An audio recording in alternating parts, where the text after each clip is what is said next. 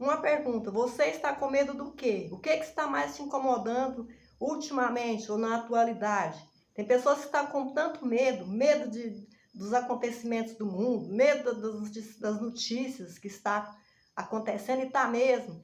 Medo de viver, medo de ser feliz, medo de liberar perdão, medo de olhar no espelho, medo de se amar. Se você não amar você, não aceitar você do jeito que você é, não adianta.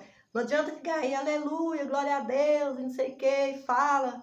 Mas dentro de você está carregado de mágoa, de tristeza, de depressão. A tristeza, não, o Espírito Santo alegra o nosso coração.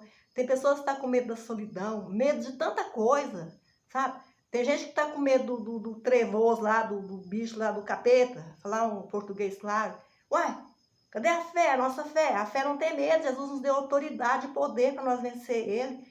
E é assim, não adianta. A fé não tem medo.